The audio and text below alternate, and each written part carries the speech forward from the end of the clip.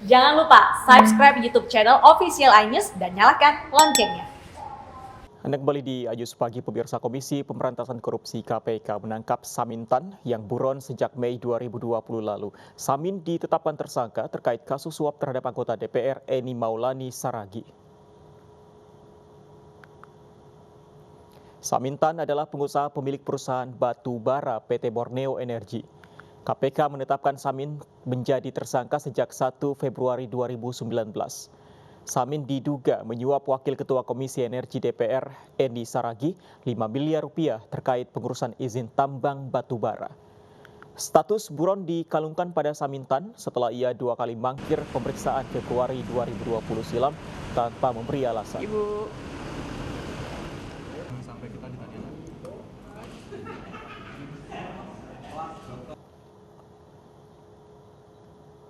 Terdakwa kasus suap penghapusan daftar pencarian orang Joko Sugiarto Tjandra divonis 4 tahun 6 bulan penjara dan denda 100 juta rupiah.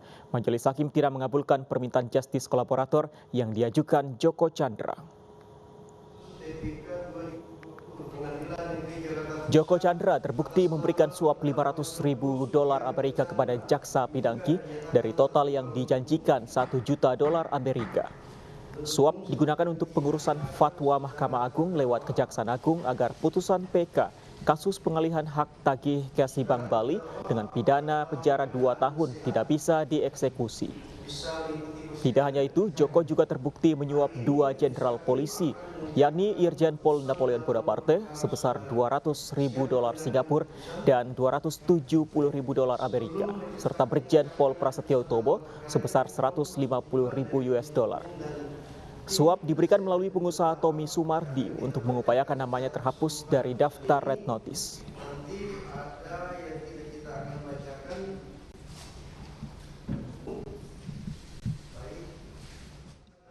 Demikian putusan Majelis Hakim atas putusan tersebut, undang-undang memberikan hak kepada saudara.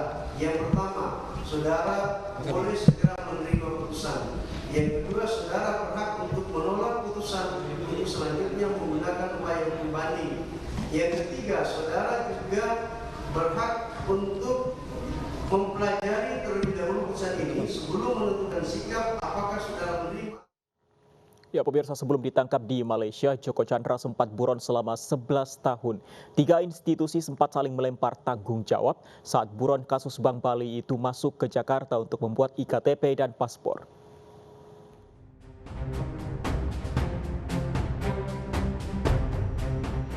Penghujung bulan Juli, akhir pelarian Joko Tjandra. Sang buron 11 tahun ditangkap di Kuala Lumpur, Malaysia. Kabareskrim Polri memimpin langsung penangkapan sang buron kasus Bank Bali.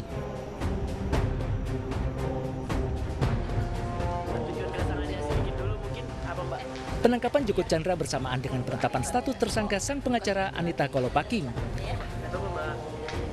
Mabes Polri menganggap Anita memalsukan surat jalan dari polisi saat sang buron berkunjung ke tanah air pada Mei dan Juni 2020 lalu.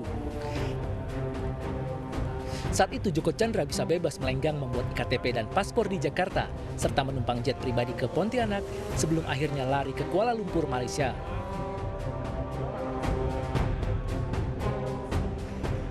Langkah polisi menangkap Joko Tjandra dan menetapkan tersangka pengacaranya hanya berselang 1 hari setelah Hakim Pengadilan Negeri Jakarta Selatan menolak peninjauan kembali kasusnya.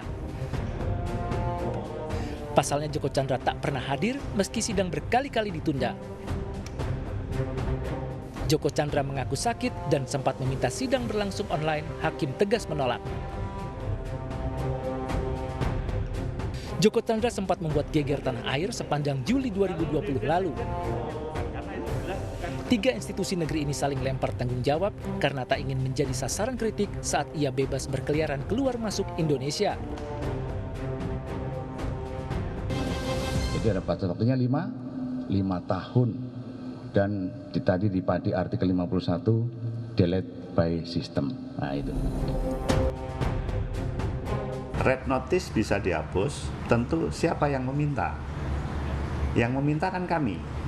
Ya. Nah, saya tidak tahu apakah red notice yang dikatakan terhapus di sistem Itu seperti apa kami tidak tahu. Tetapi sepanjang pengetahuan kami yang meminta apabila itu belum tertangkap, maka pengetahuan kami adalah masih diperlukan red notice itu.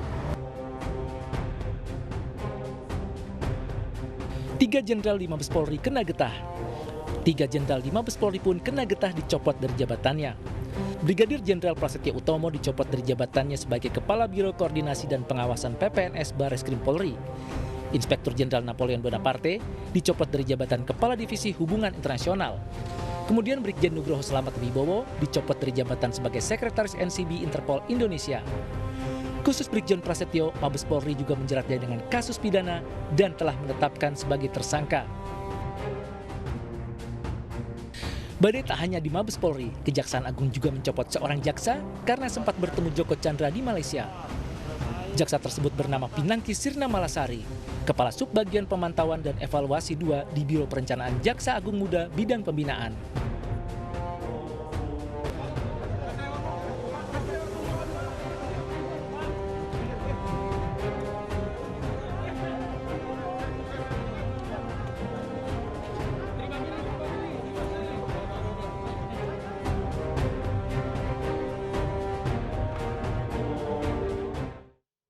Kita ke informasi lain, pemirsa. Film dokumenter tentang kehidupan anak-anak dan wanita hamil di dalam penjara segera rilis. Film ini bertujuan untuk membuat gebrakan regulasi bagi perlindungan wanita dan anak-anak yang ada di dalam penjara.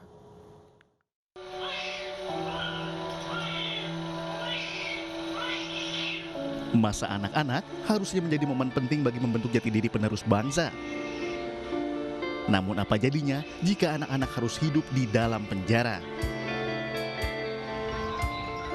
Lam Horas Film mengemas kisah kehidupan wanita hamil dan anak-anak di dalam penjara yang tersisihkan dari kepedulian masyarakat.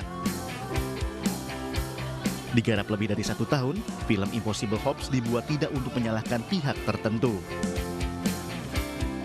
Sampai saya gemeteran, teman saya juga bingung apa yang harus perbuat. Kan kita nggak ada, pendidikan kita nggak ada kayak gini-gini, nggak ada. Saya bingung, itu talinya panjang, itu ususnya itu panjang, dan ari-arinya masih di dalam. Kita bantu, nggak keluar-keluar, nada tuh udah lemes banget, udah pucet banget. Saya nangis aja, saya ngeri banget nih, anak mati nih. Soalnya lama banget, proses setengah jam anak itu tanpa kita lilit baju. Sebagai produser film, Lam Tiar berharap karyanya mampu merubah nasib wanita hamil dan anak-anak yang ada di dalam penjara. Sebuah film yang mengungkapkan kenyataan baru yang belum pernah kita lihat, yang belum pernah kita tahu akan kenyataan anak-anak yang lahir dan terpaksa hidup dan dibesarkan dalam penjara. Ini yang kita harapkan sebagai mengungkapkan fakta baru untuk kita semua, untuk masyarakat dan negara, sehingga bisa dipakai sebagai bahan diskusi untuk menemukan solusi baru yang lebih baik bagi perempuan hamil dalam penjara, terutama anak-anak yang mereka lahirkan, karena anak-anak ini adalah generasi penerus bangsa kita. Impossible Hope ditargetkan akan tayang pada Mei 2021.